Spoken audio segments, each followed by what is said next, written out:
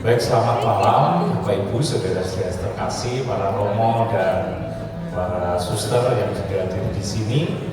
Senang sekali bisa berjumpa dengan Anda dan saya kira ini disaksikan seluruh Asia Tenggara ini. Karena itu terima kasih untuk ngobrol perihal iman bersama dengan Romo Eko. Nanti beliau akan menjelaskan materi yang diberikan. Setelah itu nanti saya akan memandu Bapak Ibu untuk 2 sesi. Sesi pertama 5 pertanyaan dan sesi kedua setelah diselingi lagu atau apa 5 pertanyaan lagi. Jangan banyak-banyak. Ya.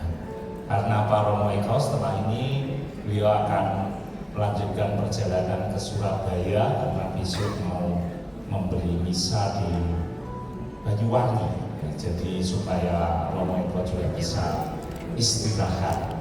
Baik, terima kasih pembukaan dari saya.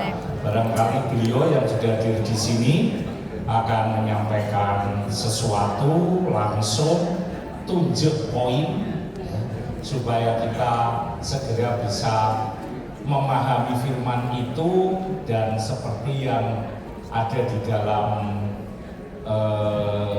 bacaan ya Rasul Yakobus tadi, bahwa tidak cukup menjadi pendengar firman itu menipu diri sendiri, tetapi menjadi pelaku firman dengan tindakan realisasi, yaitu pertama PK, peduli dan bertindak. Mari kita berikan waktu kepada Romo Eko sepenuhnya. Kita beri tepuk tangan untuk Romo Eko. Sebentar Romo Eko, inilah bedanya kalau Romo tidak punya istri, gak ada yang ngurus, tidak jelas. Makanya berumah tangga. Gak ada yang tepuk di malam. Sulit ngopen ini. Terima kasih Romo Otto, tepuk tangan untuk Romo Otto. Shalom Bapak Ibu semuanya. Selamat malam. Berkah dalam. Para Romo yang terkasih, terima kasih banyak. Romo Jatmiko sudah mengingatkan saya, jangan ngelucu. Hanya menarik, Romo Jatmiko mengatakan gereja G besar, G kecil. Saya ingat Lumen Gentium mengatakan apa? Gereja adalah persekutuan bersama yang dikumpulkan karena iman, harapan, dan kasih. Ini 3 keutamaan: iman, harapan, kasih. Saya waktu berpikir keren banget. Kenapa kok perlu dipersekutukan karena iman, harapan, kasih? Karena seringkali kita hidup bukan berdasarkan iman, harapan, kasih, tapi berdasarkan masalah. Dan kedua, berdasarkan keinginan. Kalau berdasarkan masalah, itu yang terjadi dengan panitia pembangunan. Cemas, isoraya, bangun, sudah dirubuhkan, gak ada yang nyumbang. Abang gak ngisini toh ya. Tapi rupanya toh akhirnya karena mereka percaya ada iman, percaya Gusti ora pernah sare, Gusti tidak tidur. Maka akhirnya kemarin dapat 400 juta. Anteng mereka, tenang mereka. Hari ini Tuhan mau nambah 600 juta. Enggak jadi kata Tuhan. Karena kamu sudah terlalu percaya diri. Lalu kalau orang diatur oleh tadi keinginan lama-lama jadi apa? Rakus. Maka mari, seperti apa jemaat yang dibangun oleh iman, harapan, dan kasih? Saya ingin perlihatkan dari perjanjian baru tentang cara hidup jemaat perdana. Ingat, Katolik itu bagus sekali, dikatakan adalah apa? Sifat kekatolikan Katolik apostolik. Jadi apostolik itu artinya apa? Kita hidup dari tradisi para rasul. Ada tradisi iman yang kita teruskan. Tradisi iman yang kita teruskan, kita harus lihat dulu dalam kisah para rasul. Seperti apa? Saya baca Bapak Ibu.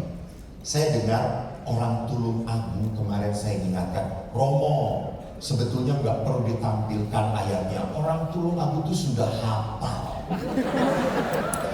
Jadi maaf, bukan berarti saya menyindir menuliskan ini. Ini untuk umat di luar Tulung Agung yang jarang membaca kitab suci. Setuju? Allah Tulung Agung Tuhan tahu ngapusi kabeh. Orang-orang yang menerima perkataannya memberi diri dibaptis, dan pada hari itu juga jumlah mereka bertambah kira-kira 3.000 jiwa. Mereka bertekun dalam pengajaran para rasul dan dalam persekutuan. Mereka selalu berkumpul untuk memecahkan roti dan berdoa. Maka ketakutanlah mereka semua, sedang rasul-rasul itu mengadakan banyak mujizat dan tanda. Dan semua orang yang telah menjadi percaya tetap bersatu. Segala kepunyaan mereka adalah kepunyaan bersama. Dan selalu ada dari mereka yang menjual harta miliknya, lalu membagi-bagikannya kepada semua orang sesuai dengan keperluannya masing-masing. Dengan bertekun dan dengan sehati, mereka berkumpul tiap-tiap hari dalam bait Allah. Mereka memecahkan roti di rumah masing-masing secara bergilir, makan bersama-sama dengan gembira dan dengan tulus hati sambil memuji Allah. Mereka disukai semua orang, dan tiap-tiap hari Tuhan menambah jumlah mereka dengan orang yang diselamatkan. Saudari-saudara terkasih, ada hal yang menarik, konsisten. Apa itu fondamen? Dasar dari hidup persekutuan. Pertama, bertekun. Tekun. Tekun itu artinya apa? Setia. Kalau kita berdoa, seringkali kita berdoa inginnya jos. Kemarin ada ibu-ibu tanya, Romo ada nggak doa seperti apa yang jos? Minta langsung dikasih. Kata saya aja minta nggak dikasih-kasih. Jadi kita itu selalu lihat di dalam doa sulit tekun. Beberapa orang, saya sudah capek berdoa, Romo capek, bosen. Kok nggak dikabul-kabulkan? Mari kita jujur ya, kita jujur. Kalau kita berdoa, tolong jujur ya. Walaupun ini di hotel, saya sudah berdoa semoga malaikat maut datang ke tempat ini. Supaya yang tidak jujur diambil oleh Tuhan saat ini juga. Dimasukkan ke api penyucian dan nggak berhenti-berhenti nengono.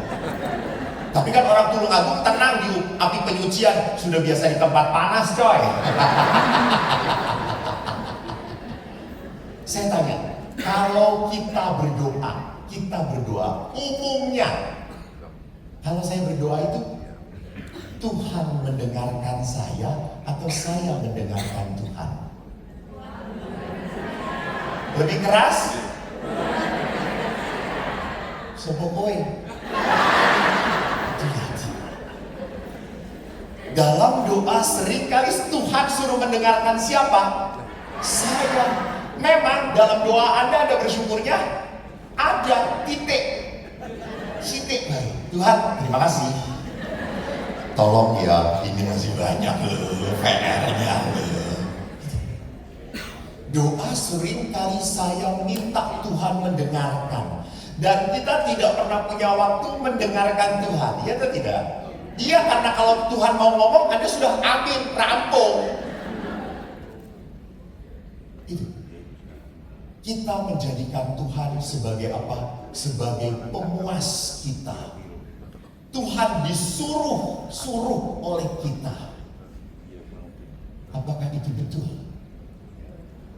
Salah, oh betul. Baru sekarang saya ketemu umat bodoh. Salah.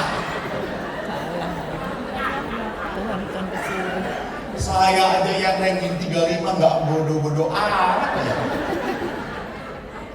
Bertekun. Doa itu Allah minta apa? Bertekun. Para murid bertekun.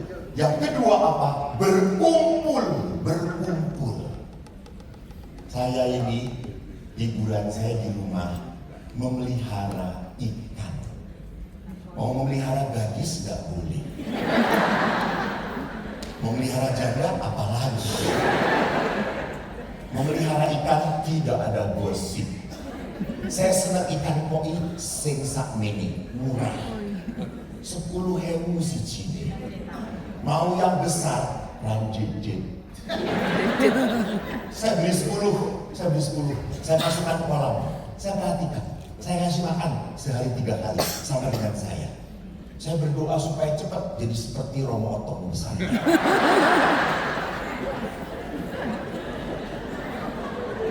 Mulio banget ya saudara-saudara. Seperti patung Buddha.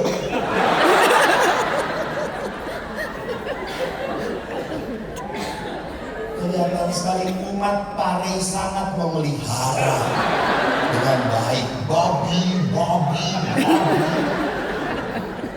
Makanya kalau tidur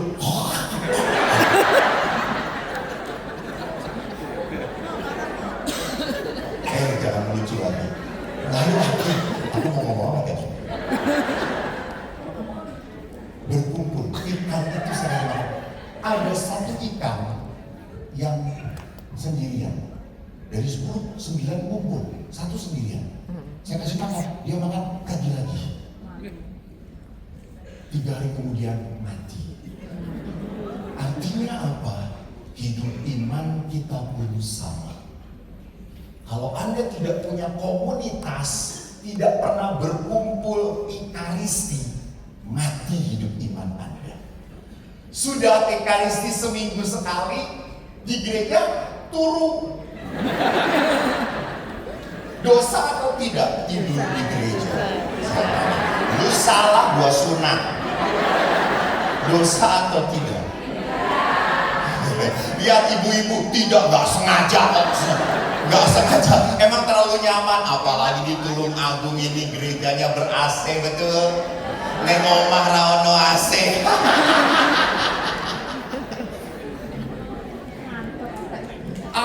Juga menyedihkan. Orang Katolik banyak membanding-bandingkan, Romo, gereja Katolik itu nggak hidup. Beda banget dengan gereja saudara kita. Lihat aja lagu-lagunya Romo. Lagu pembukaan. Saudara, mari semua.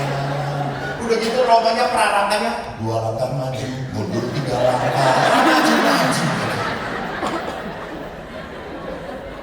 Beda dengan saudara kita Romo kalau pujian sebab Tuhan baik.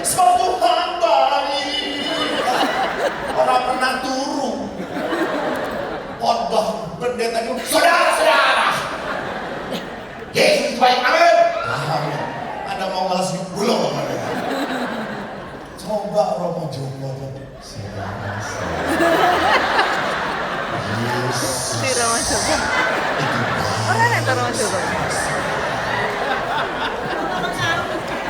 Romo mau tahu. Kan ibu laporan sama saya. Bapak Ibu lihat, seringkali di ekaristi pun banyak umat itu apa? Mau disenangkan. Kurnya harus baik, khotbahnya harus baik. Hello. Ekaristi itu menyenangkan Tuhan. Bukan mencari kesenangan. Menyenangkan Tuhan. Maka kalau khotbah Romonya nggak menarik, haleluya. Dan Anda bertahan tidak tidur, Anda masuk surga. Betul. Karena menyenangkan Tuhan, berkorban. Ekaristi itu mengucap syukur atas apa? Pengorbanan Yesus. Tapi jangan bukan hanya Yesus yang berkorban, saya pun berkorban. Dan ekaristi itu berkatnya bagus. Contoh misalnya, karena di sini ada Romo Vincat, saya perlihatkan ini umat yang baik. Jam 7 misa, setengah 7 sudah datang, sudah rosario, diam. Umat ini karena ada Romo Yosef, datangnya pas komuni. Senang banget, komuni, misalnya cepat banget ya. Lalu hampir komuni, tubuh Kristus, amin. Saya tanya, umat ini yang datang setengah 7, siap-siap baik, dipulang diberkati Tuhan atau tidak? Diberkati atau tidak? Diberkati, amin. Ini yang datang pas komuni, di bawah pimpinan Romo Yosef, apakah pulang diberkati Tuhan atau tidak? Jadi ngapain kalau gitu? Jadi saudara-saudara lebih baik nanti ekaristi datangnya pas komuni. Biar romonya CWA. Oke, setuju. Anda pulang diberkati. Ya, saya katakan amin. Tapi mau bablas, nggak ada gunanya. Di sini berkat itu berhenti dalam batin Anda. Jangan harap berkat Tuhan, namanya berkat Tuhan Romo, betul. Tapi hati Anda, niatnya apa ke gereja? Kalau niatnya cuma kewajiban, ya sudah. Allah pun berkatnya gak akan terasakan. Mengapa bisa dikatakan berkumpul memecah roti dan berdoa? Karena mereka percaya berkat Tuhan hanya mengalir lewat ekaristi dan doa-doa. Ketiga apa? Membagikan kepada semua orang. Nah, membagikan. Tadi MC dari tadi sudah mengatakan amplopnya tolong. Saya ingat tuh saudara-saudara. Ingat, ini benar gak main-main. Saya mencari dana di Bandung. Dikasih amplopnya dimasukin tempat sampah. Ibu itu masuk rumah sakit. Saya gak ngancam. Hanya mengingatkan terjadi. Amplop itu dimasukin tempat sampah, masuk rumah sakit dia. Jadi jelas ya Bapak Ibu. Besok kita titeni, sopo sing masuk rumah sakit. Ini saya hanya cerita yang di Bandung dan di Bandung. Tulung Agung, tolong jangan seperti itu. Minimal 100.000 masukinlah ke amplop itu. Kurang dari 100.000, dengan gembira, ngasihnya senyum. Karena di Bandung ada yang kolektor. Lalu kan kalau uang kolektor biasanya sudah dipersiapkan dari rumah, toh? Iya. Dan pasti dipilihnya uang yang paling kecil. Lalu kan kalau kolektor begitu toh. Seorang ibu ada anak-anaknya, dia masukin, lalu ibu itu berkata, aduh salah. Lalu anaknya, kenapa? 100.000 mau masukin, kenapa saya ambil lagi ya? Terus mah, besar banget mah. Gak apa-apa, nanti 1 bulan mama gak akan kolektif.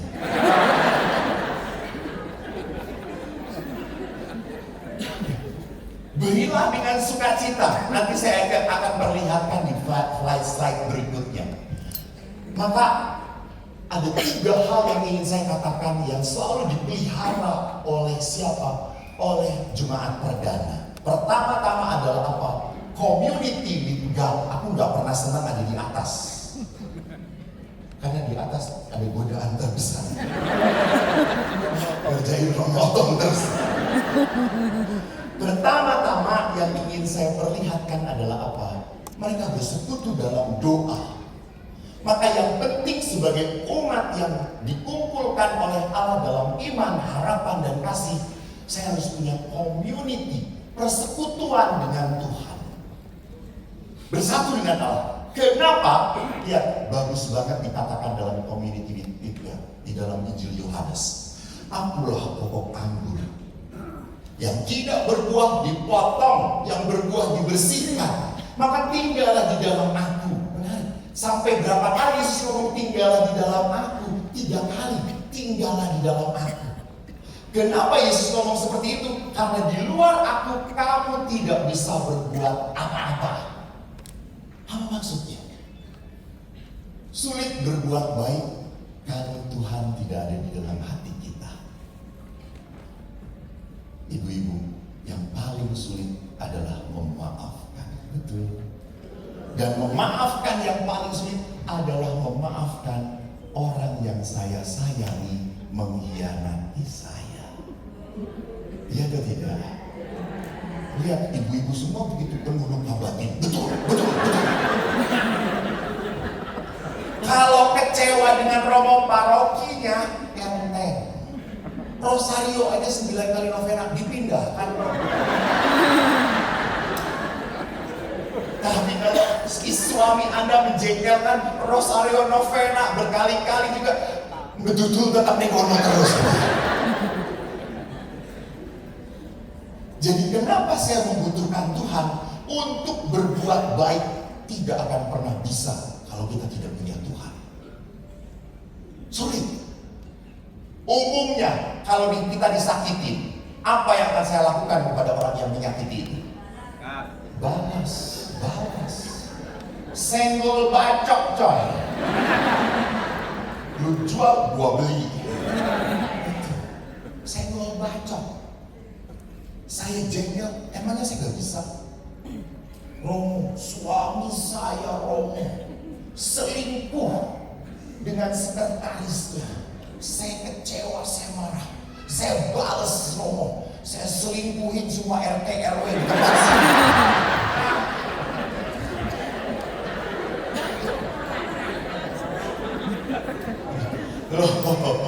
Umumnya kalau orang membalas pasti akan lebih menyakitkan, betul atau tidak? Lebih besar biasanya. Karena ada suami yang lucu, kalau tidur katanya, kan aku belum pernah sekamar dengan suami itu. Kata istrinya, Romo, kadang-kadang suami saya tuh mimpi karena istrinya tuh dipukul pada saat mimpi.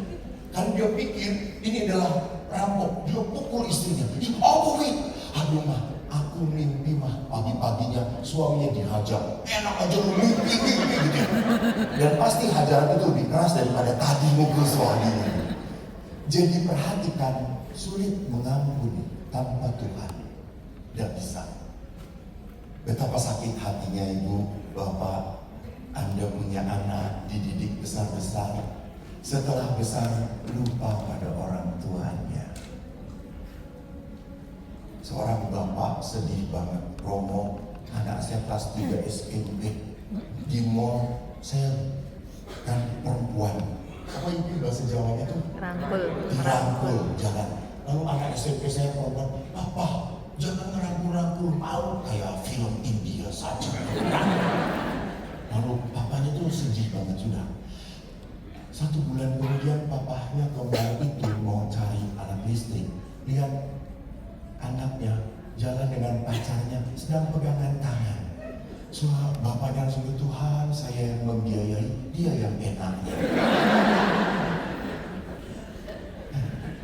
Banyak hal yang sulit kita terima kalau kita tidak punya Tuhan. Berapa banyak saudara berkelahi gara-gara apa? Warisan. Menyedihkan.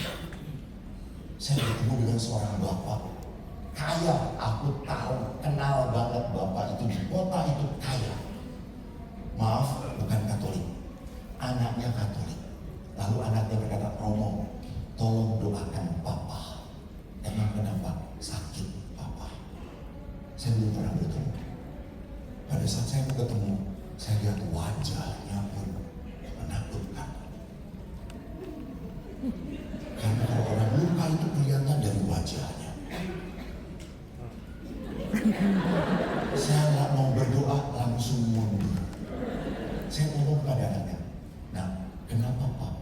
Sepahit itu. Romo, papa ini sangat sayang dengan mama. Papa ngurus mama setelah suaminya meninggal, diurus oleh papa. Sayang banget papa ini sama mamanya. Lah setelah mama meninggal, mama ini ngasih warisan, pasti sebelum meninggal itu, kepada adiknya papa. Papa sangat kecewa, marah, jengkel sekali. Saya sudah baik ke mama, kok mama nggak ngasih apapun untuk saya. Saya kaget, gila, kamu nggak dikasih warisan saja sudah kaya kok. Tetapi karena apa? Karena sakit hati, karena luka. Begitu sakit hatinya dia dengan mamanya, sampai semua berkat Tuhan dia tidak rasakan. Menyedihkan sekali. Nanti saya perlihatkan lewat luka batin. Orang tidak akan mudah mengampuni kalau tidak ada Tuhan di dalam hati kita. Maka Yesus kenapa mau tinggal di dalam diri kita? Karena Yesus itu mau apa? Mau bertindak, mau membentuk hati kita. Supaya apa? Kalau kita sudah dibentuk, kita bisa dipakai oleh Tuhan. Dipakai oleh Tuhan. Saya itu ingat, saya nggak ngerti.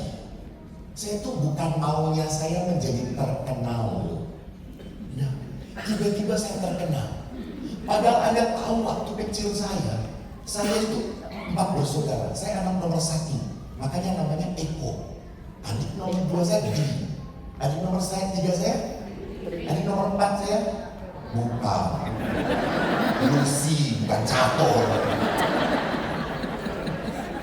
Kami yang bersaudara Anda yang sok tahu. Dan saya ini di dalam keluarga anak yang paling bodoh, yang selalu dikatakan oleh ayah, wah ini bodoh, ayah sampai kayak gitu. Dan sampai kenapa saya bodoh? Karena saya lebih senang main daripada belajar. Adik saya tiga-tiganya senang belajar. Main saya adalah main apa? Layang-layangan. Saya sering ngejar layangan. Dan dulu waktu kecil keluar umbel hijau di sini. Dan kalau sudah keluar umbel, teman-teman saya, kok ini jijik umbelnya? Saya masukin lagi.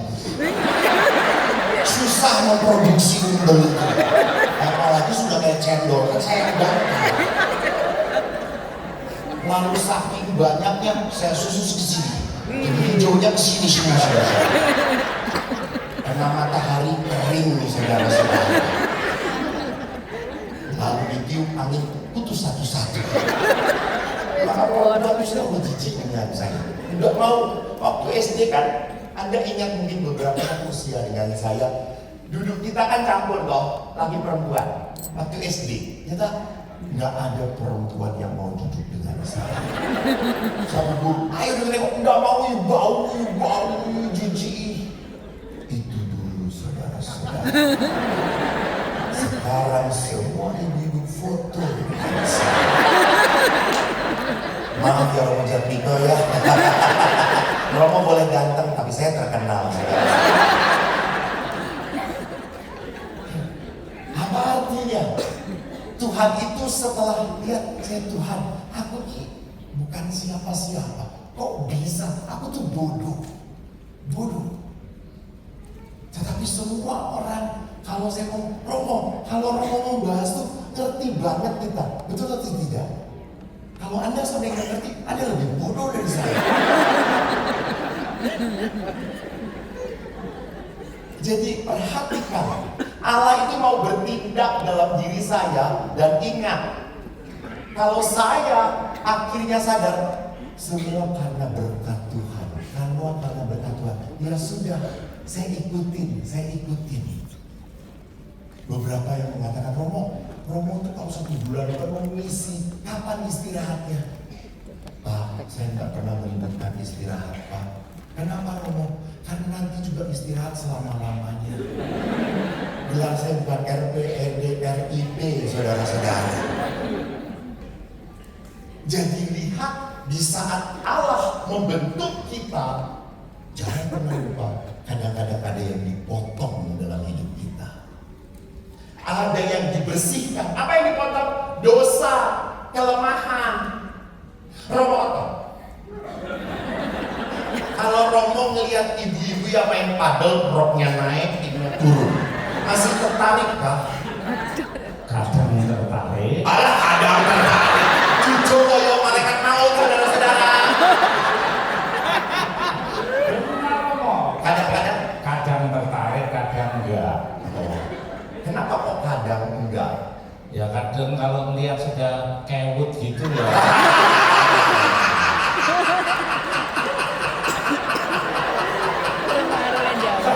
Ya betul betul.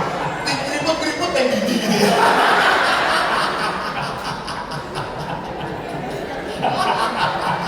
Ini ya. Jadi saya harus apa? Berani untuk apa? Untuk memutuskan.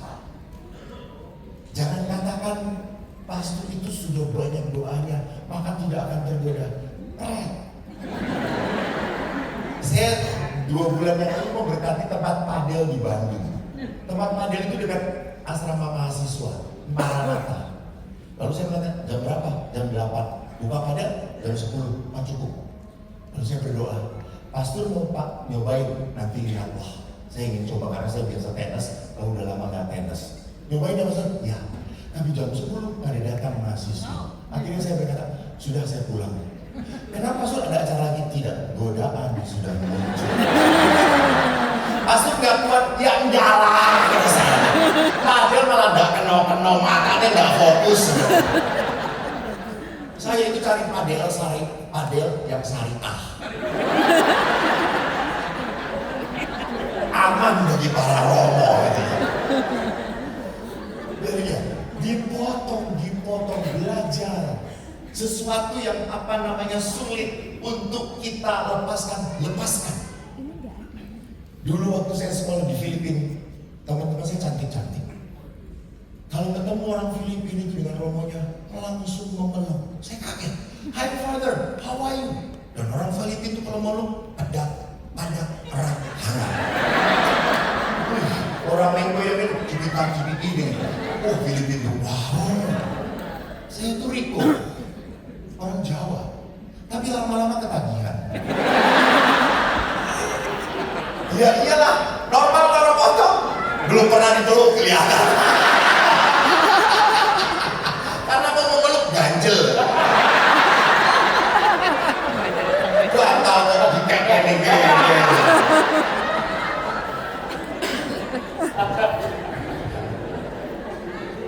Lalu akhirnya saya berpikir, saya tidak boleh. Karena cukup banyak beberapa imam yang jatuh. Akhirnya setiap ketemu teman, hi father, how are you? No. Shake my hand. Salaman wahai. Why? We hug in Christ. Kita kan berpeluk dalam Yesus. In Christ kata saya. Kamu pulang karena aku pening. Why? Tidak ada penyaluran kata saya. Dipotong. Lihat Bapak Ibu, apa bedanya Tuhan Yesus dan Hawa? Kenapa Tuhan Yesus tidak jatuh dalam godaan setan? Hawa jatuh. Tahu kuncinya kenapa jatuh? Karena Hawa ngajak ngobrol setan. Wanita kan rasa menang dah ya. Setan aja diajak ngobrol. Enak itu enak. Iya. Nanti bisa mati. Enggak mati loh. Rasa menang. Boleh icip sedikit? Boleh. Lihat Yesus. Yesus waktu dikatakan, ubah batu ini jadi roti. Manusia tidak hidup dari roti saja, tapi dari setiap firman. Jadi bapak-bapak, kalau sekarang saya tanya, bapak, sudah berapa tahun perkawinan? Ini istri tidak tahu? Iya. Berapa tahun perkawinan? 36 tahun. Penderitaannya berapa tahun?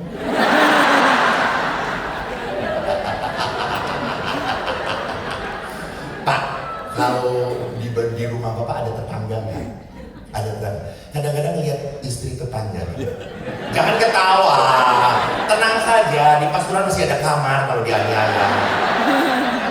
Ayah-ayah enggak, dia cuma ngelirik apa terus. Bapak cari aman, ngelirik. Kok ngelirik? Istri tetangga ini makin lama makin cantik. Ini godaan apa cobaan? Ini apa? Godaan, betul, bagus. Iya betul, bagus. Godaan. Jangan mengatakan cobaan. Kalau cobaan harus dicoba. Kalau godaan itu dari setan, supaya kita jatuh. Tetapi kalau melihat istri sendiri, dilihat-lihat makin jelek, makin nyebelin, ini godaan atau cobaan? Bapak mengatakan dalam hati, ini kenyataan.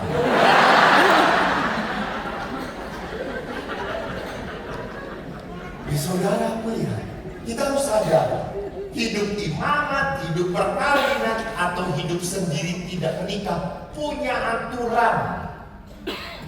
Sudah cukup tahu diri,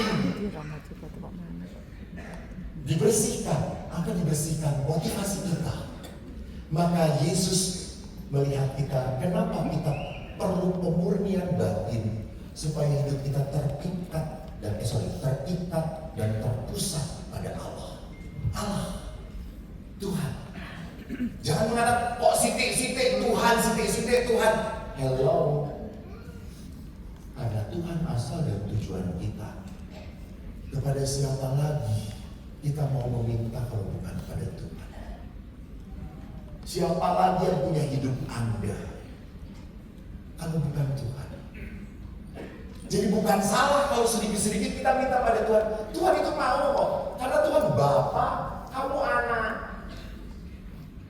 Walaupun sering ini anak itu jadinya pengemis, jaluk terus.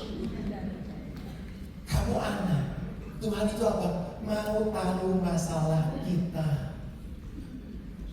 Mau tahu. Dan Allah tidak hanya mau tahu masalah, Allah pun ingin jalan bersamamu, jalan bersama. Jadi saya belajar untuk mengandalkan Tuhan,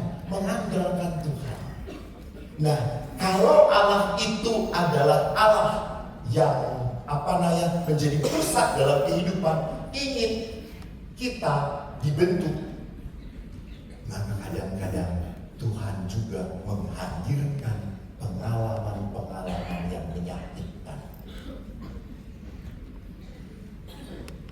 Baik-baik, tenang-tenang, tiba-tiba ada masalah. Ya. Semua diizinkan oleh Tuhan. Supaya apa? Supaya kita dibentuk oleh Tuhan. Berani enggak makin mengandalkan Tuhan.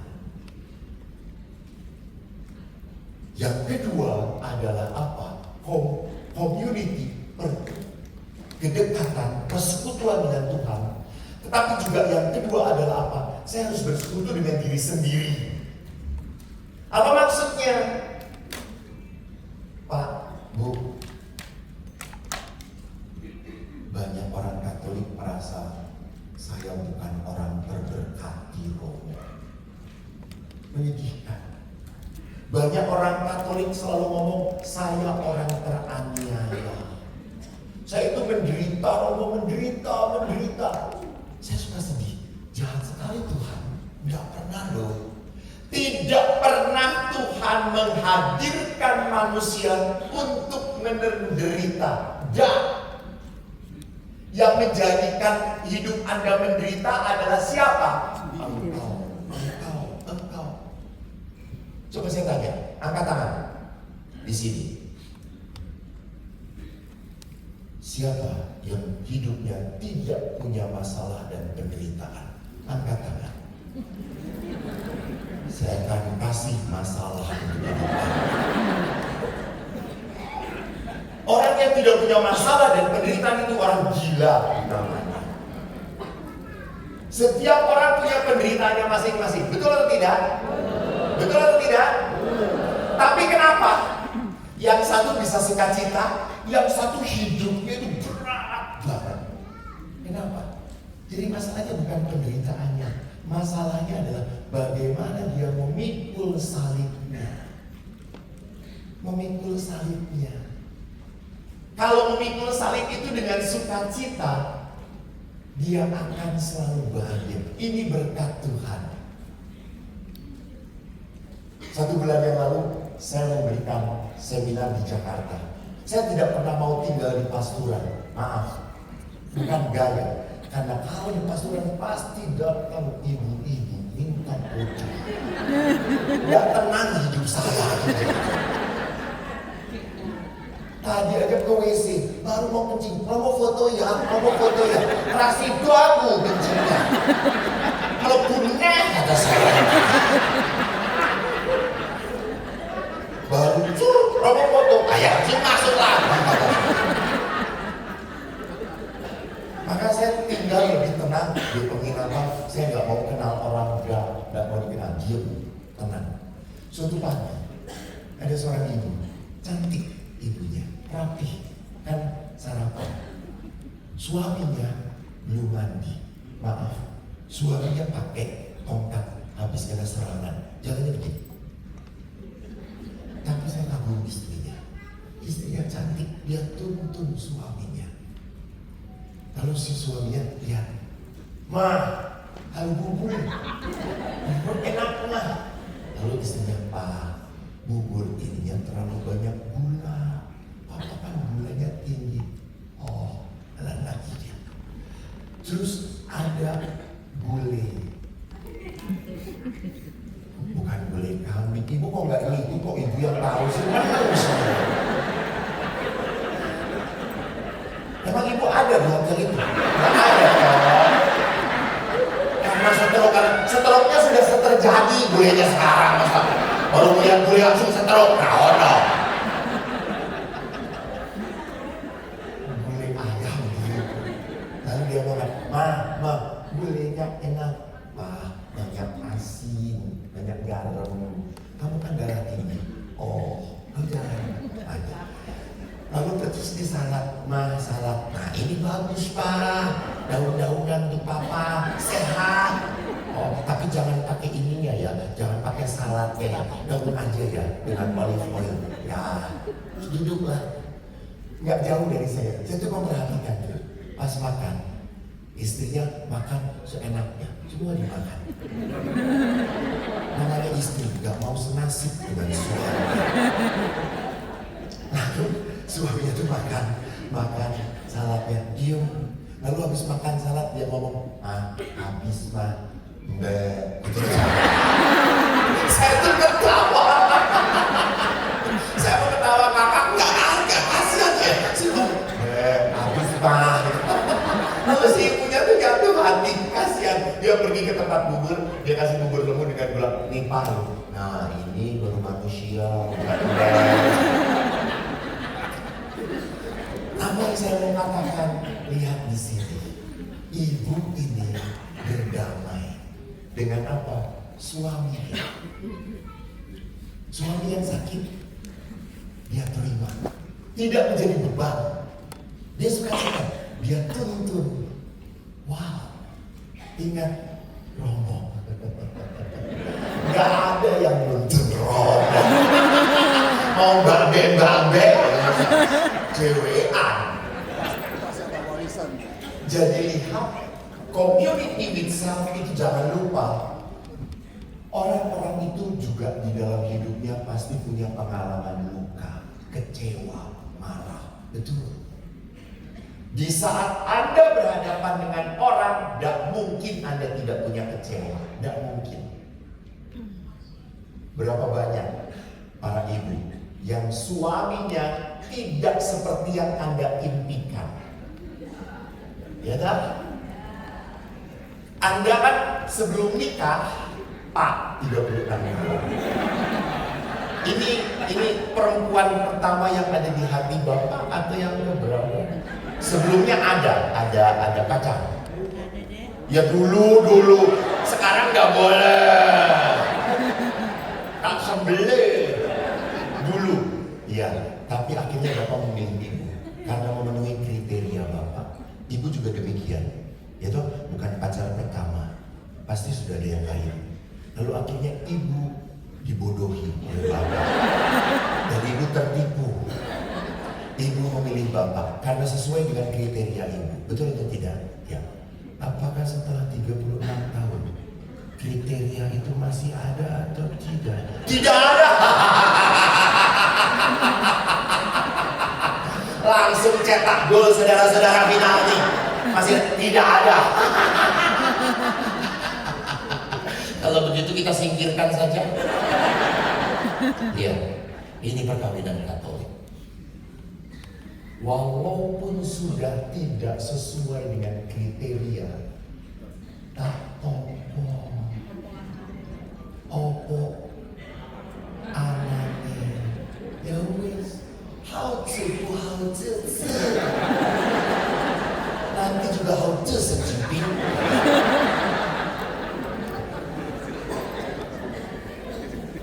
Jadi dalam perkawinan pasti ada luka, ada kecewa, ada marah. Betul?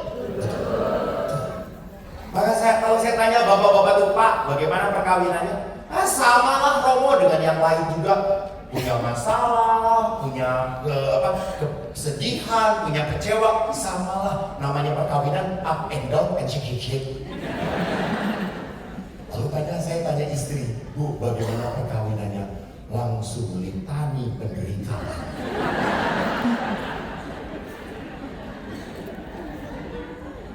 Tidak ada. Jangan berpikir. Karena kadang-kadang juga para istri itu membandingkan suaminya. Pak, ugi apa tenan Pak, pasangan suami istri itu kalau misal selalu berjuang lah. Salam damai cipika-cipiki. Lah kowe yang salam damai mbok salami tante-tante sing biasa. Kaya sing beriamu, kaya kowe. Kita selalu berpikir, itu tadi Bapak yang berpikir mengatakan, rumput tetangga selalu ada tahinya di sana juga. Iya Pak. Iya benar. Tahinya nggak pernah kita lihat dia. Saya pernah tugas di Medan, kan disebut Opung Boru dan Opung Doli, laki perempuan. Itu 84 tahun. Ke gereja, itu pegangan tangan. Saya itu kan di gereja selalu di depan dulu. Opung, hebat sekali. Sudah tua masih sayang-sayangan. Kenapa? Itu saling pegangan. Ini pegangan takut jatuh, pastor. Dia nahan saya nahan dia.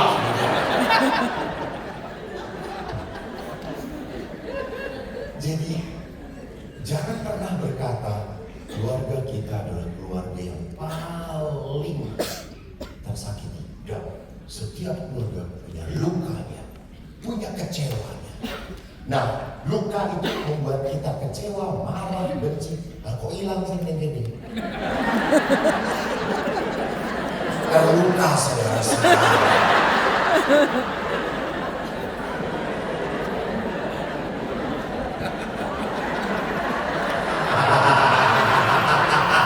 Pura-pura kencing.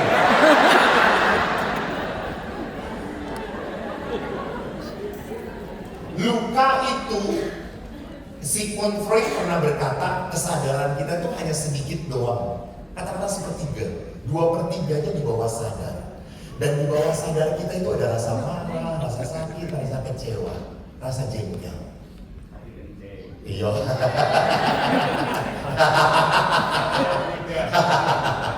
Rokok kencingnya lama karena gak disunat di muka kan.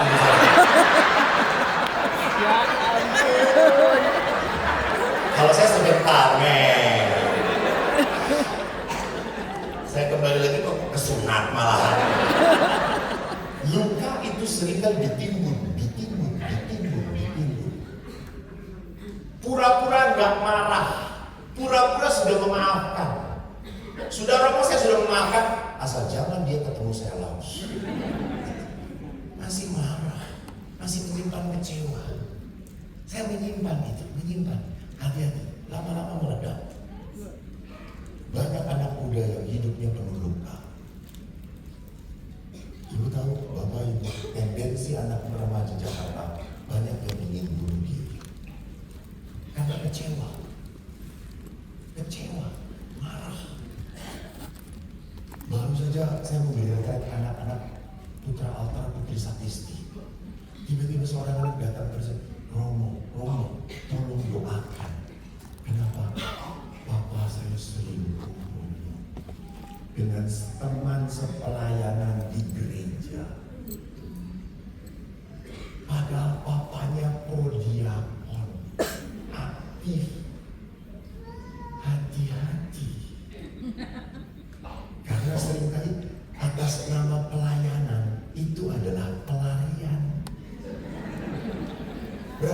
suami yang senang kalau istrinya pelayanan. Ayo mah, pelayanan. Tenang, kuping saya mah, kamu gak terima. Jadi lihat, luka itu dipendam. Saya selalu cerita, saya adalah orang yang memang berkali-kali saya cerita betul. Saya orang yang sangat tidak dekat dengan ayah. Saya kecewa dengan ayah. Saya merasa anak yang tidak disayang oleh ayah. Ayah itu tidak pernah muji saya. Saya ingat, saya masuk seminari, lulus seminari menengah Mertoyudan. Dari berapa ya? Yang daftar 130, yang diterima 90. Salah satunya saya. Dan waktu diterima, saya tuh udah berharap. Ayah itu berkata, hebat ya Om. Pada saat dibuka hasilnya, ayah berkata, kebetulan kok kamu diterima. Jengkel banget saya. Sedih banget saya. Adik saya selalu dipuji, dan kalau ada tetangga datang, yang dibanggakan siapa? Adik saya. Eko itu, nah Eko Pak, nggak tahu itu bodoh sekali. Dan ayah saya kaget waktu saya mau jadi romo. Kamu udah mungkin bodoh kok jadi romo. Nanti umatnya bodoh. Lalu saya ngomong, Pak, nanti Eko kalau jadi romo khusus untuk orang bodoh. Dan Tuhan mendengarkan saya. Jadi saya tidak mengatakan Anda bodoh. Yang bodoh panitia cari saya. Dengan Surabaya boleh hati. Dan Bu, Pak, ingat, luka itu bukan hanya dia, tapi mempengaruhi sikap kita. Saya jadi pastor, setelah jadi pastor, sebelum membereskan luka saya itu pastor yang kasar loh. Saya kasar. Jadi ingat, orang yang menekan setelah diberi jabatan jadi keras, jadi kasar. Saya kalau di rumah retret, saya paling ditakutin sama anak-anak. Saya galak. Jadi kalau saya menjelaskan anak ribut sendiri, saya ngomong, nah, ke kuburan. Di rumah retret kami ada kuburan para pastor. Kamu tidak bisa menghargai pastor yang hidup, hargai pastor yang mati. Siapa tahu nanti mereka keluar dan terima kasih. Anakku langsung cium kalau anak ribut sendiri, kuburan. Sampai saya berpikir, kenapa saya keras ya? Kenapa saya kasar? Karena saya dididik keras oleh ayah. Saya harus bereskan. Jadi luka itu sekali lagi tidak bisa diam. Maka Yesus berkata menarik, marilah kepada kalian semua yang letih, lesu, berbeban berat. Aku akan memberikan apa? Ini tuh bukan omong kosong Tuhan. Ini tuh Tuhan give promise, come to me. Give your burden and I will make you happy. Berikan bebanmu. Allah itu mengundang apa? Mengundang kita. Ayo datang, saya berkati kok. Hanya masalahnya kita tidak bisa menikmati berkat karena seperti ini gelas ini. Misalnya gelas ini penuh kopi. Lalu Romo Yosef baru pulang dari Kana, bawa anggur Kana. Ini penuh kopi. Lalu Romo Yosef berkata, Romo, ada wine Kana. Mau. Saya bisa menikmati wine atau tidak? Apa yang harus saya lakukan supaya menikmati wine? Buang dulu, kosongkan dulu, baru saya bisa menikmati wine itu. Sama Bapak Ibu, berkat Tuhan tidak bisa dalam hidup kita kalau Anda nggak mau ngosongin dulu. Let go, ojo disimpan. Oh, tapi Romo dia sudah menyakiti, saya masih jengkel terus. Bu, ingat Bu, yang nyakitin itu tenang-tenang aja hidupnya. Iya atau tidak? Yang tersakitinya makin sakit, ya atau tidak? Jadi yang salah siapa? Diri sendiri. Yang tersakiti. Yang menyakitinya aja tenang-tenang saja. Saya satu rumah pernah dengan senior yang membuat saya jengkel. Dia senior, saya nggak bisa nyerap karena senior. Kalau adik kelas saya tindas. Anak abri, ini senior. Kami tugas di rumah retret. Saya 25 tahun di rumah retret, ada 10 imam. 5 imam kerja di rumah retret. Satu imam senior ini kalau dikasih tugas selalu nolak. Raiso, ada tugas di sini, ada tugas di situ. Saya tuh jengkel. Uang saku sama, tidak pernah mau tugas. Dan karena jengkelnya, satu meja makan dia di sebelah saya tidak pernah menghadap dia. Saya selalu lihat ke belakang. Dan dia itu selalu nyapa, halo Eko. Saya diam jangan. Saya makin jengkel, dia melukai tenang-tenang saja. Saya diemin, saya cuekin. Cuma kalau doa malam saya makin jengkel. Karena kalau berdoa malam kita melingkar. Dan dia selalu ada di depan saya. Dan doa penutup doa malam itu doa Bapa kami. Doa Bapa kami adalah doa yang menyebalkan. Ampunilah kesalahan kami seperti saya pun tidak mengampuni dia.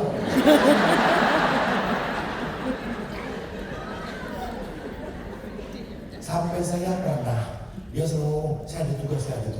Saya kuntit dari belakang.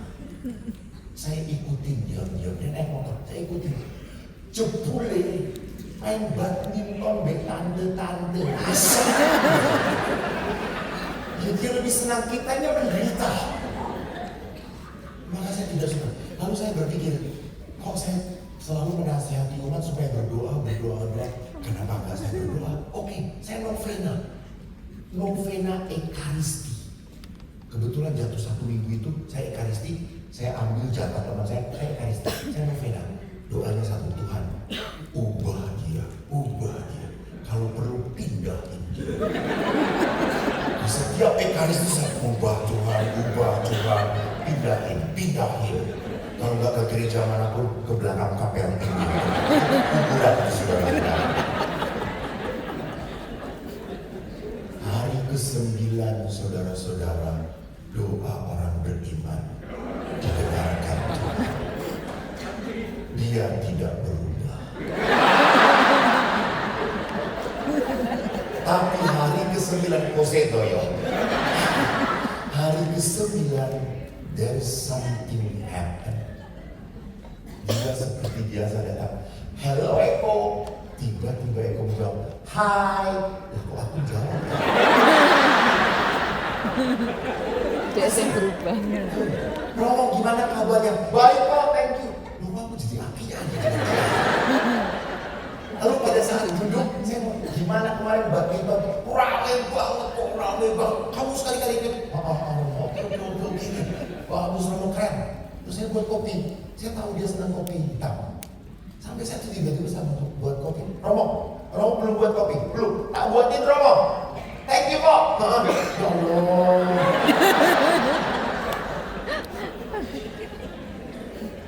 Pertanyaan saya, apakah Tuhan mendengarkan doa saya? Mendengarkan. Bapak nggak dengerin cerita saya. Allah, saya udah capek-capek, serius. Doa permohonan saya apa tadi?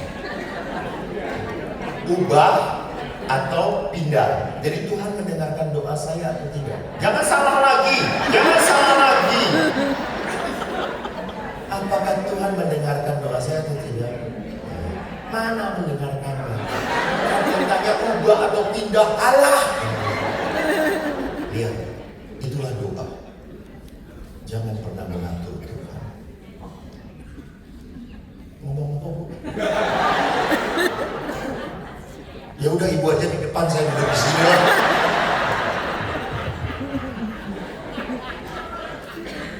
Doa itu mengubah hati kita. Ya iya ya. Panitia ada helm nggak? Doa itu mengubah hati kita. Tidak pernah akan mengubah orang itu. Doa melembutkan kita. Maka bapak-bapak, Anda ngomel terus puji-pujian. Jadi Anda berkata Elsa, Elsa, dia ngomong aja. Kau usah ku takut, Allah menjagaku. Kau usah ku bimbang. Saya yakin istri Anda berhenti dan melemparkan. Let go, let go, and let God do the rest. Lepaskan. Jangan nyimpen kekecewaan, jangan nyimpen marah. Sampai kapanpun hidup Anda akan berat. Betul atau tidak? Betul. Maka kadang-kadang saya sedih. Lihat Romo-Romo sudah nggak kawin, hidupnya penuh penderitaan. Lihat Romo Otong sukacita, saudara-saudara. Selalu ada senyum. Bahagia, yang tidak bahagia teman. Dia. Jadi perhatian, belajar untuk apa? Let go, you waste. Wajib dipikirkan. Memang orangnya seperti itu kok. Terima. Bapak-bapak, Anda berdoa tekan jengking-jengking. Istri Anda bisa berubah atau tidak? Tidak. Bisa, kalau sudah dipeti mati. Sulit sekali. Terimalah. Jadi kalau bapak-bapak itu laki-laki, ibu-ibu, laki-laki juga memang seperti itu. Ibu-ibu kan sering jengkel toh kalau ngajak ngomong bapaknya, bapak kan selalu pelongo-pelongo toh. Pak gitu ya. Hah? Mana itu ya? Apa? Betul ibu-ibu? Ingat, suami Anda bodoh karena nikah dengan Anda. Dia dulunya pintar, tapi dibodoh-bodoh jadi bodoh gitu. Ya itu kakek diomelin. Dulu kasih tahu.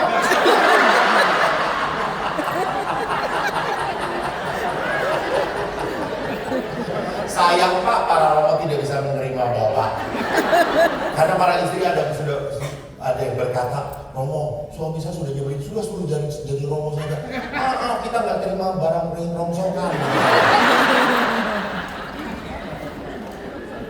Ya saudara lihat, para suami seringkali kita ngeluh tentang istri pun sama. Suami saya tuh nggak pernah ngomong apa-apa. Karena suami nggak ngomong kenapa? Karena serba salah. Ngomong orang koyo ngono, anak saya koyo ngono sih. Lalu suaminya diam, tuh kan kowe menang wae kok, memang kamu tuh nggak pernah. Ya Allah, salah. Terus betul Pak, 30 tahun. Si bapak, orang benerin.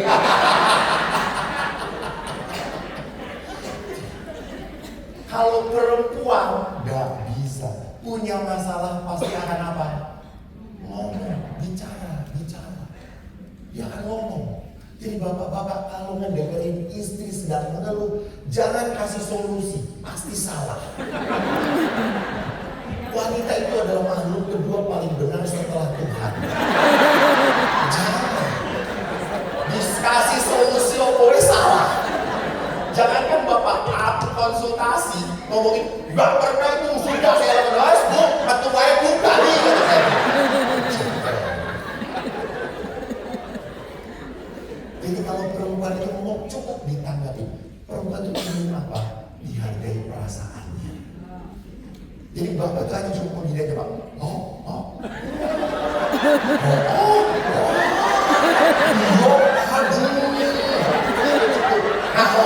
cukup Pak. Istri sudah senang pura-pura aja nggak dengar.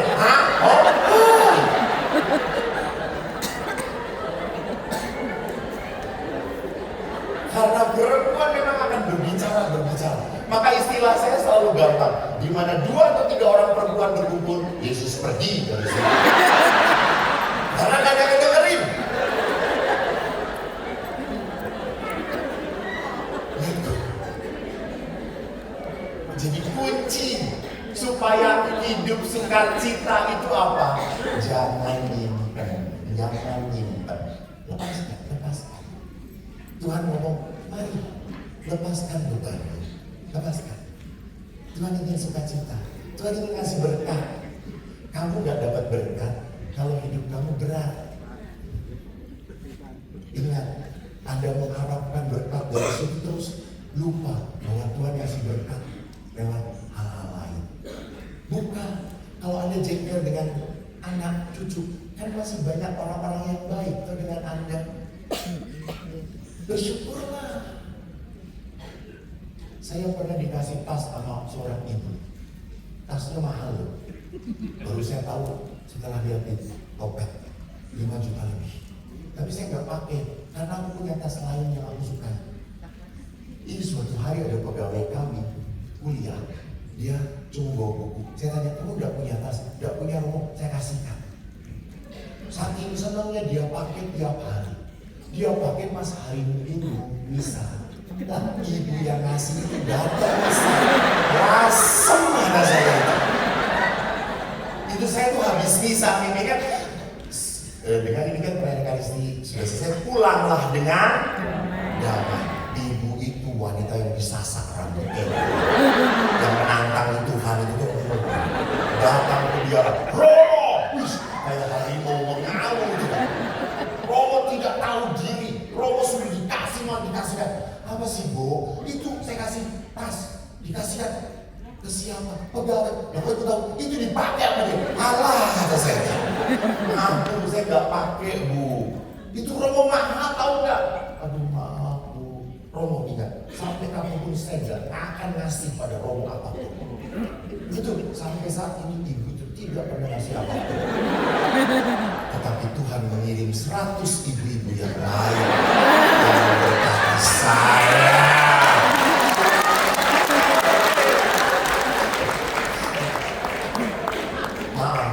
Tuhan tidak bodoh memberkati kita.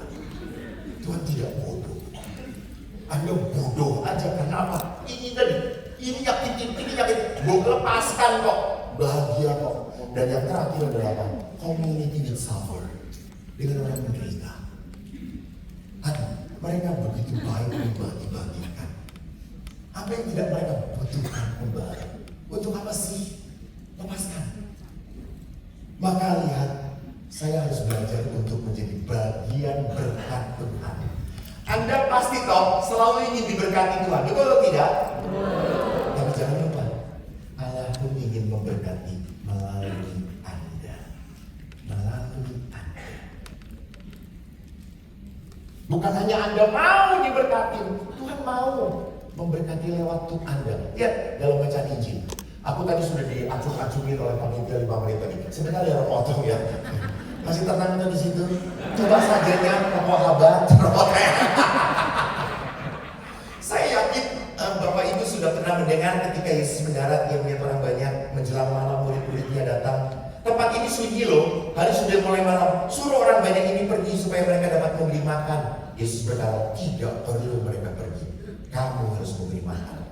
Bapak Ibu, kan Yesus ngajar dari pagi sampai malam. Lalu menjelang sore, para murid datang pada Yesus. Yesus, susus. Ya kan? Masa yes. Susus. Tempat ini sepi loh, nggak ada warung. Kita suruh mereka ke kota seberang supaya belanja makanan. Mereka sudah lapar. Apakah para murid mikirin orang lain atau tidak? Mikirin atau tidak? Loh, kan ini kan mereka butuh makan. Tempat ini jauh dari mana-mana. Para murid usul, Yesus suruh mereka pergi. Kan sudah sore. Mereka harus makan supaya belum tutup warungnya. Para murid mikirin orang-orang ini atau tidak? Mikirin, betul? Tetapi tidak mau repot. Mikirin tapi tidak mau repot. Makanya Yesus berkata, tidak, kamu yang harus beri mereka makan. Para murid kaget, hah? Kita cuma punya berapa? 5 roti dan 2 ikan. Itu cukup untuk ber-12, separuh-separuh. Yesus berkata, ambil. Lalu Yesus memecah-pecah, memecah-pecah. Pertama-tama dikasih kepada siapa? Ditulis kepada siapa di situ? Pertama-tama diberikan kepada siapa? Murid-muridnya. Ya, Kenapa? Karena murid-muridnya yang sebelah Yesus. Kenapa Yesus kok nggak mau bagiin sendiri? Kok kenapa harus lewat murid? Misalnya begini, ini Yudas Iskariot. Misalnya saja, misalnya. Karena kan kamu salah jawab. Lalu Yesus pecahkan roti, dibagiin ke Yudas. Pasti Yudas ini akan disimpan, dia atau tidak? Dia akan ngomong, ini untuk saya. Karena nanti takut gak kebagian. Pasti Yesus potong, bagiin. Lalu Yudas dengan berat bagiin. Lama-lama kok gak habis-habis. Lihat, lewat murid-murid terjadi mujizat.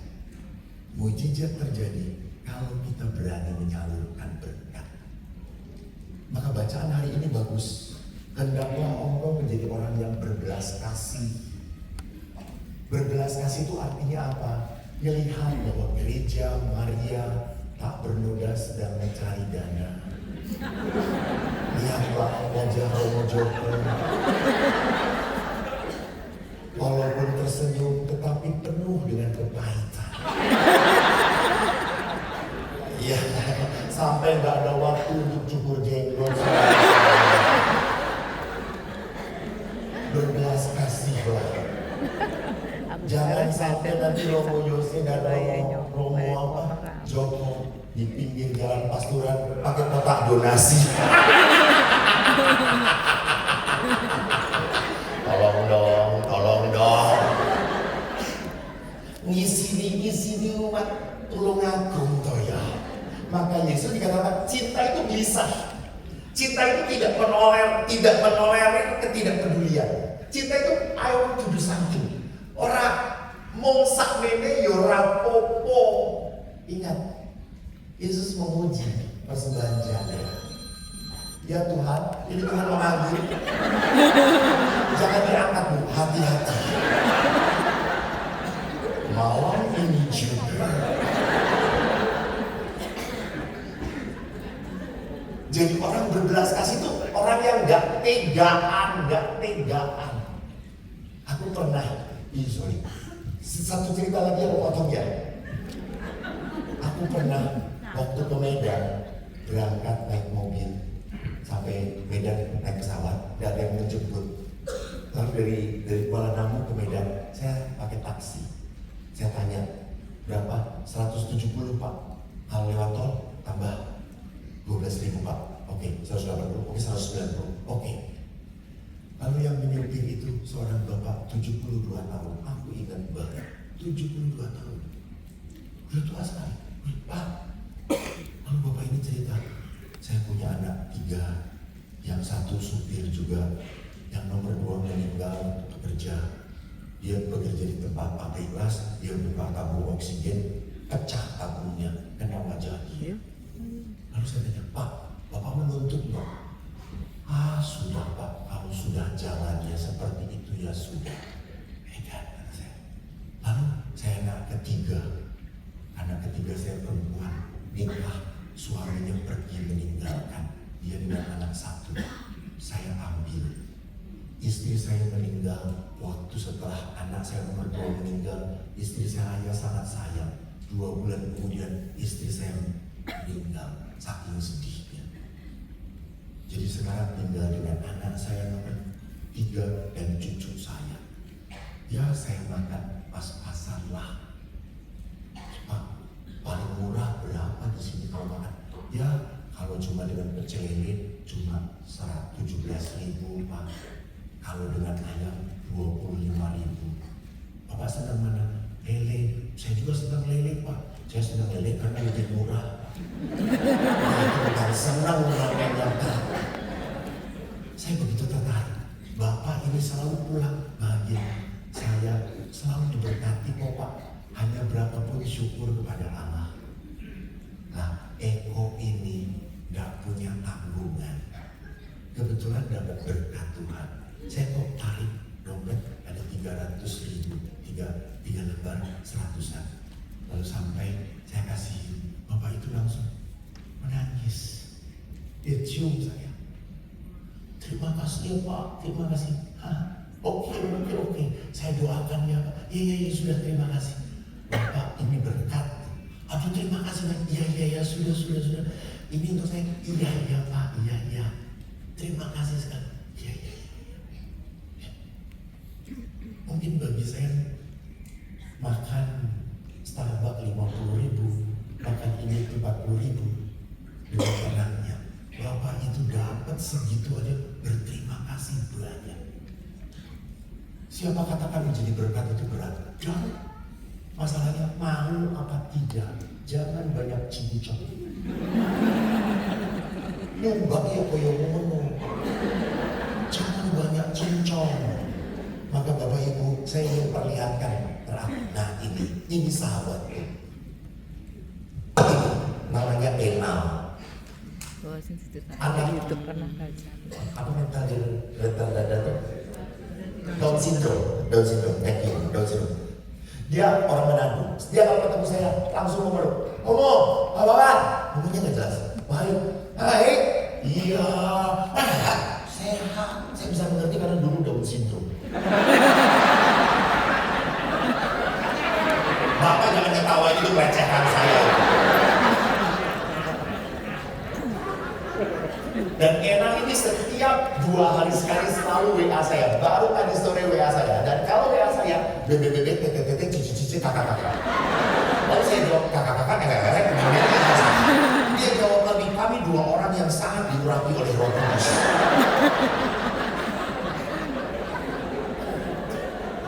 Dan hebatnya Enang bukan anak orang kaya. Ibunya jualan baju di sebuah mall di Manado. Dan Enal bantu. Dan kalau Enal berhasil menjual 1 baju, ibunya kasih bonus. Dan bonus itu dia masukkan ke celengan. Dia punya celengan. Setiap tahun celengannya dipecahkan, dia bawa ke panti asuhan. Dia kasihkan ke anak-anak panti asuhan setiap tahun. Dan dia tidak hanya datang ngasih, dia ngobrol. Apa tidak dahsyat anak ini? Tahun 2025 saya ulang tahun. Lalu Enal ngomong, wah, ulang tahun. Thank you Enal. Oh baik Enal. Oh ulangnya? Iya ulang tahun. Ngomong, minta ulang kening. Apa? Ulang kening? Apa? Tuh kalau rekening kan enggak perlu langsung tiba-tiba langsung pinter semua. Dan orang rekening gitu namanya. Langsung nyaut rekening. Ya jelas ning-ning tuh pasti rekening kadang-kadang. Lalu saya Enal nggak perlu. Nggak perlu ini. Oh ya hadiah, ya hadiahnya Enal telepon udah cukup. Haus apa? Harus. Udah pintar semuanya Enal terus. Terima kasih. Ada sama dengan Enal semuanya. Lalu saya tutup. 1 jam kemudian ibunya telepon. Romo selamat datang, thank you Bu. Romo tadi Enal minta nomor rekeningnya. Iya Bu, udah jangan Bu. Saya ditelepon Enal sudah seneng Bu. Cukup. Romo, kalau Romo mau ngasih nomor rekening Enal WA terus. Tahu kan WA Enal? Iya Bu, ada pusing nanti. Tapi bukan nanti pasti uang dari ibu. Udah, Enal dari tabungan Enal. Ya sudah, akhirnya saya kasih nomor rekening dari rumah. Dan lihat ibunya potret waktu Enal transfer ke biara kami. Dan dia transfer berapa? 5 juta rupiah. Orang cacat punya belas kasih.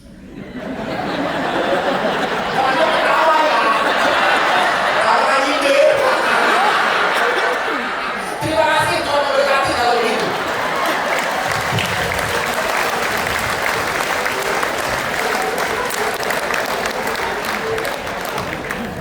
Terima kasih Romo Eko yang sudah menyampaikan materinya, dan saya senang sekali karena dengan kegendutan saya jadi objek materinya dia.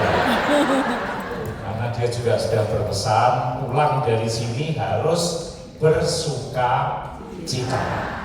Nah ijazah sing merengut berarti gagal. Karena itu terima kasih Romo Eko yang sudah menyampaikan dengan dengan penuh kegembiraan, ada kelucuan ya, yang membuat kita tidak ngantuk.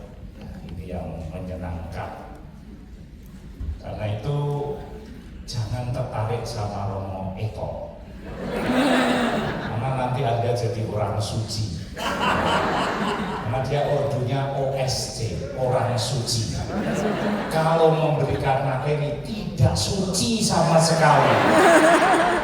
Makanya lebih baik ikut saya tidak memberi materi, tapi Anda pasti dicari banyak orang. Karena apa? PR pria romantis. Kita tiba saatnya mau barangkali Anda setelah mendengar materinya tersindir, ya, terkulik sedikit begitu, ya. Anda kalau mau bertanya ada 2 sesi. Yang pertama 3 orang mau bertanya tentang materi yang diberikan. Saya persilahkan, mungkin langsung 3 atau satu-satu loh, Pak. Satu-satu, ya. Karena saya orang bodoh. Moga-moga yang dengarkan tidak ikut bodoh, ya. Jadi satu-satu siapa yang mau bertanya kepada Romo Eko tentang segala sesuatu yang sudah disampaikan, atau mungkin Anda mempunyai topik yang berkaitan dengan ini, ada. Kalau tidak ada yang tanya juga tidak apa-apa, Romo. Saya juga lebih senang, Romo. Yang penting bukan pertanyaan, yang penting amplopnya gimana? Ya, jangan lupa itu, ya. Iya, bisa. Dan jangan lupa bukan hanya umat, panitia juga harus mengisi amplop. Dibuat masuk rumah sakit. Ada yang mau bertanya? Kalau saya sekarang, oh ada yang tanya. Ada? Oke, silakan.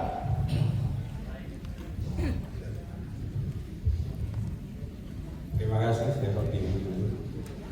Baik, selamat malam Romo Eko. Kalau tadi saya tidak salah tangkap, dalam doa kita diharapkan untuk mendengarkan Tuhan.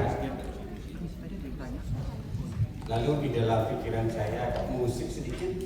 Dalam tradisi gereja Katolik itu ada novena. Dalam novena itu kan kita punya harapan Tuhan mendengarkan kita. Bagaimana Anda menjelaskan? Terima kasih.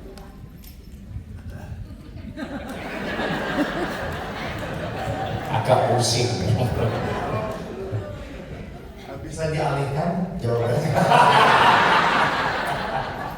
Betul, Pak. Namanya bapak dan anak itu kan pasti komunikasi.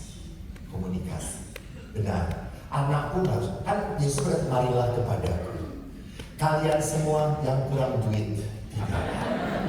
Kalian semua yang berbeban berat. Artinya apa? Dia mau mendengarkan. Bahkan Yesus berkata, mintalah, maka kau akan diberi.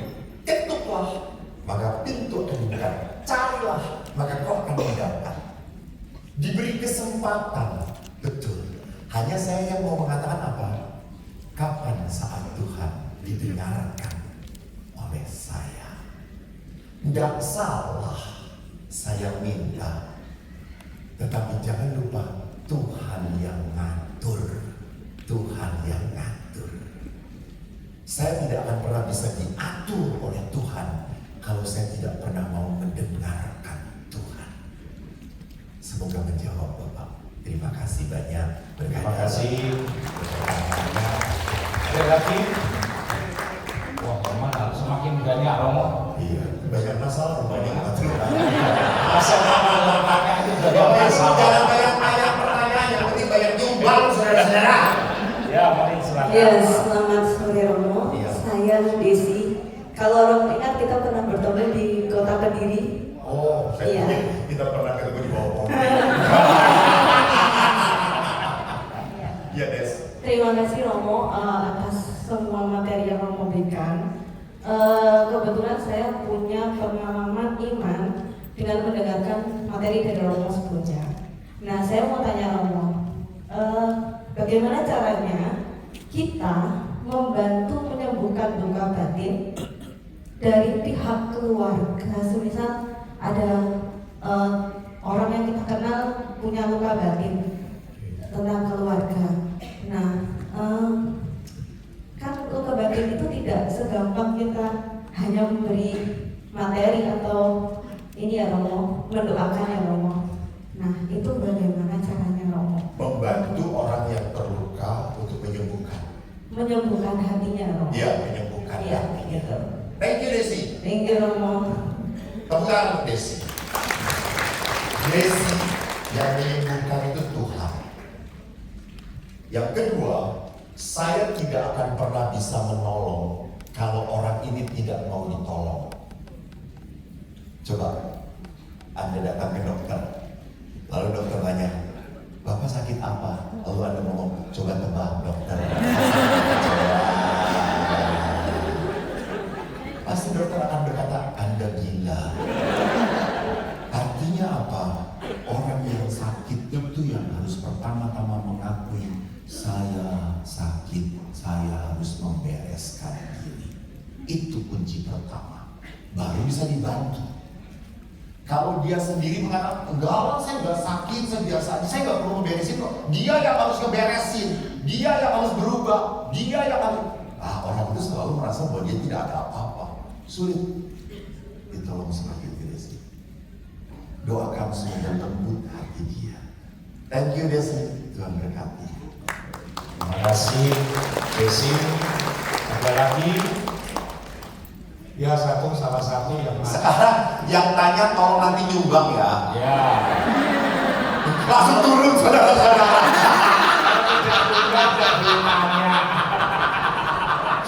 Yang nyumbang, nanya nyumbang, kasih tuh.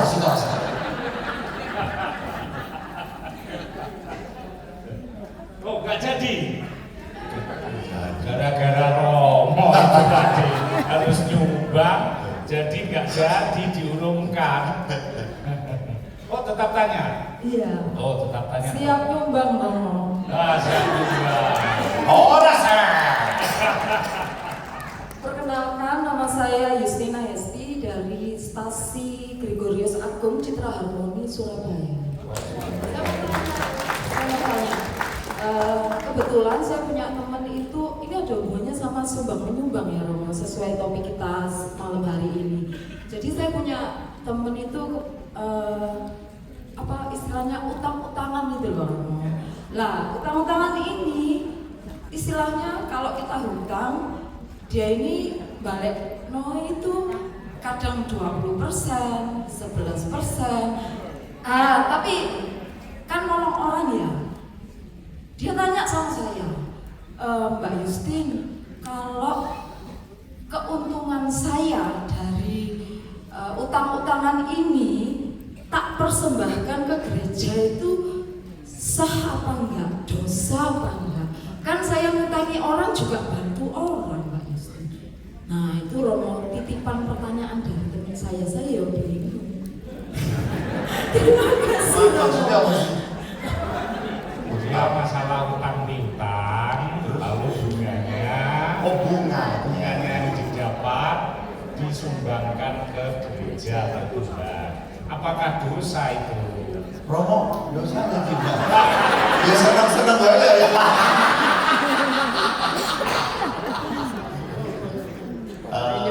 Ingat, jangan sampai perbuatan baik dilakukan untuk membenarkan perbuatan dosa. Siap Romo. Romo Budi Raden. Halo.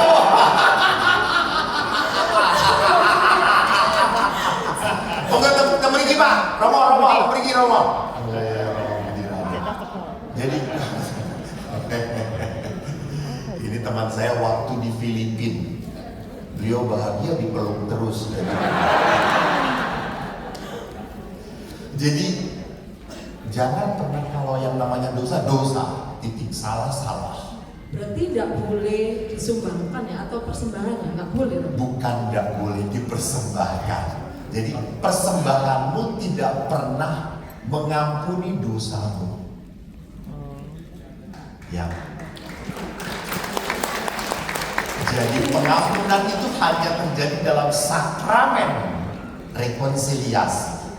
Jadi tidak otomatis aku lapor pokok korupsi 20%, 15%-nya tak sumbang ke gereja. Kok enggak, dosa ya dosa. Salah. Boleh atau tidak? Boleh, tapi jangan pernah akhirnya membuat Anda happy dengan dosa Anda. That's not right. Boleh disumbangkan, boleh, tapi tetap dosa. Terima kasih. Matur nuwun. Terima kasih. Masih ada lagi? Jangan lupa nyumbang, Bu. Jangan lupa nyumbang. Ini belum penuh saya lihat. Masih di bawah sini ya. Ada lagi? Ada Romo? Bapak. Bapak? Itu tuh kanan ke kiri dong. Kiri. Itu tuh.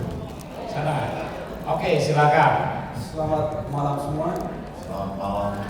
Perkenalkan, nama saya Rustom. Saya dari Lingkunganku. NTT. NTT. Terima kasih Romo Eko untuk materinya yang luar biasa. Di sini saya ingin bertanya tentunya perihal kasih.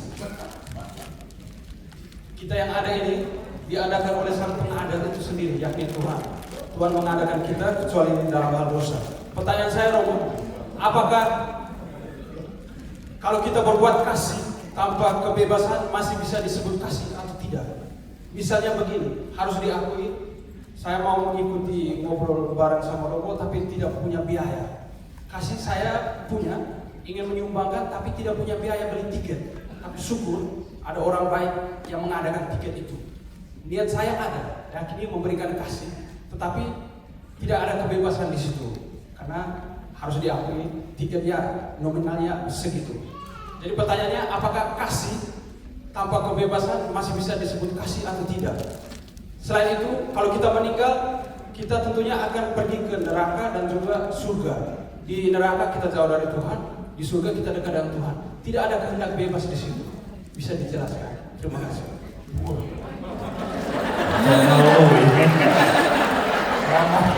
Anda harus belajar filsafat teologi, saudara-saudara. Kalau kasih tidak ada kebebasan, itu artinya kasihan ya lu.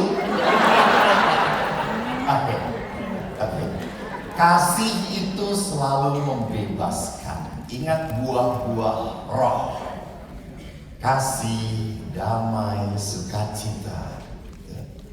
Jadi kasih itu selalu didasarkan pada sebuah kebebasan. Memang sering kali kebebasan itu bukan berarti apa? Saya tidak berkorban. Kasih itu selalu berkorban. Lihat salib Cordoba.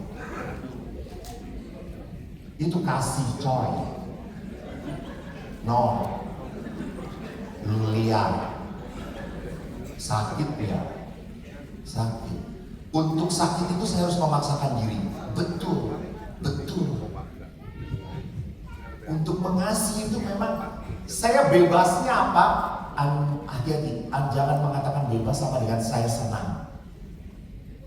Karena orang seringkali bebas itu artinya saya senang, saya tidak bertanggung jawab lagi, saya enak. Itu bukan bebas. Anda egois. Kebebasan itu berarti apa? Seperti Kristus. Beliau berani memikul salib dalam kebebasan. Dia bukan untuk menanggung dirinya sendiri, untuk membebaskan kita. Sama. Jadi kasih itu yang benar adalah apa? Demi orang yang dikasihi, bukan demi saya.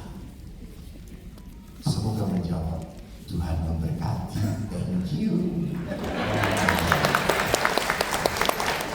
Ada lagi?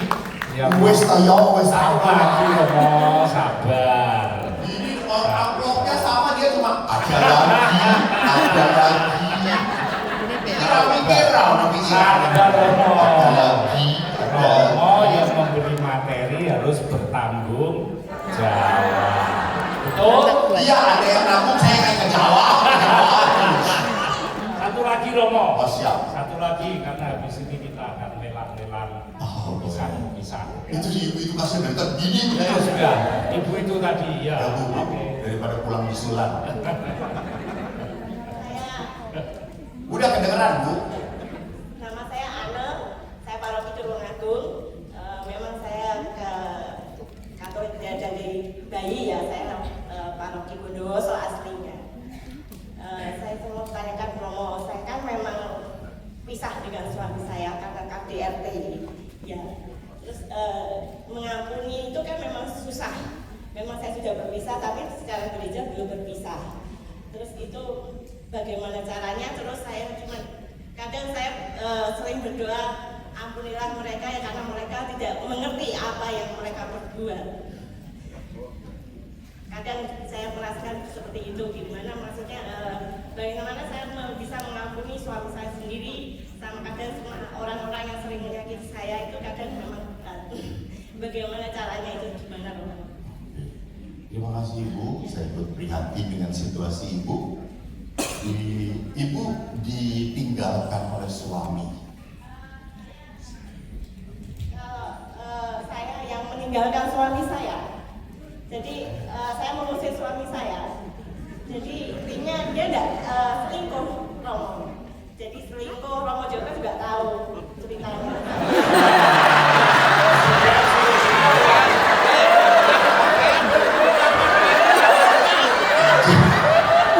Jadi suami Ibu selingkuh, yang menyelingkuhi Romo Joko.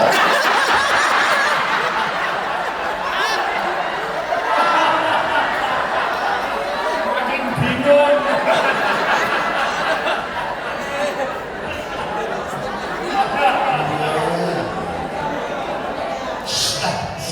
Suami saya itu selingkuh, terus main tangan, terus ya memang main tangan, selain main tangan ya tidak bekerja.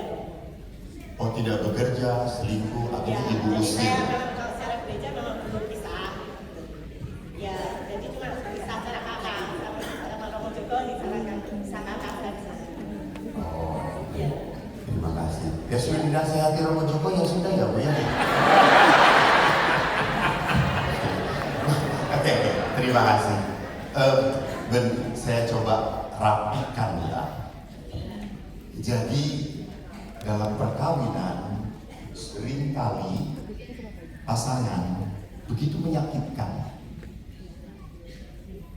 Semenyakitkan apapun, ingat gereja tidak pernah menerima yang namanya perceraian.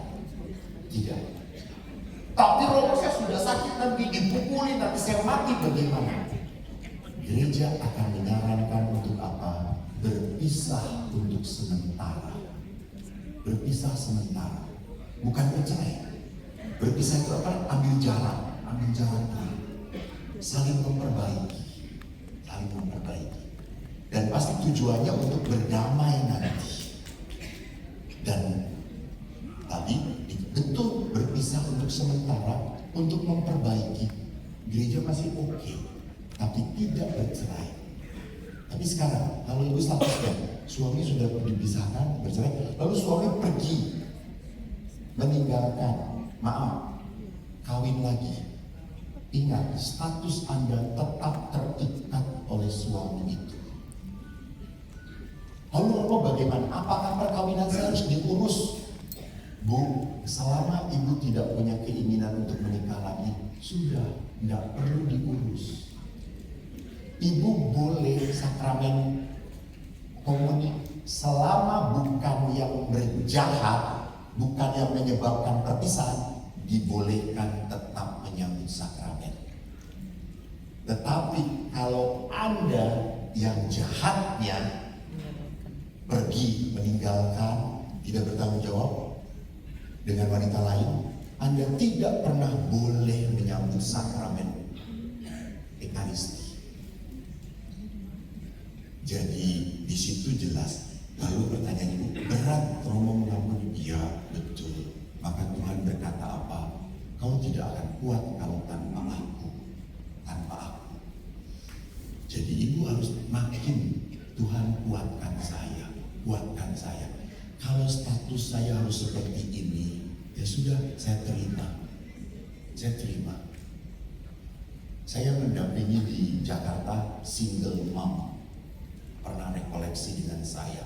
itu dari kelompok single mom cukup banyak ibu-ibu yang tersakiti. Mereka ibu-ibu yang mengembangkan anaknya sendirian karena suaminya pergi kabur, tapi mereka bertahan. Mereka tetap mempunyai kekuatan dan mereka tidak punya keinginan untuk menikah lagi. Dan bahkan saya mengatakan, jangan.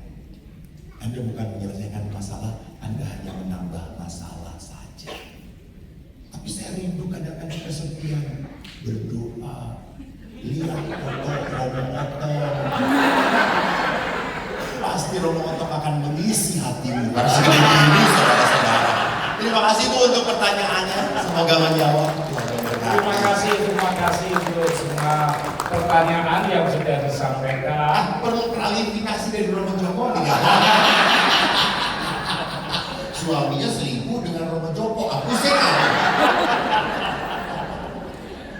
Terima kasih untuk semua yang sudah ikut hadir di sini, telah memberi pertanyaan-pertanyaan, dan yaitu boleh memberi pertanyaan dijawab, tapi jangan lupa sumbangannya. Nah itu ya, sumbangannya jangan lupa ya, itu yang paling penting ya. Untuk malam ini, besok-besok enggak apa-apa ya.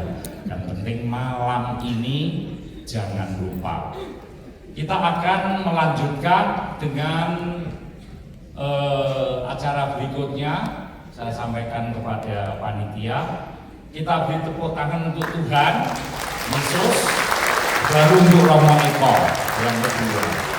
Terima kasih Romo Eko, Tuhan memberkati kita semua. Amin.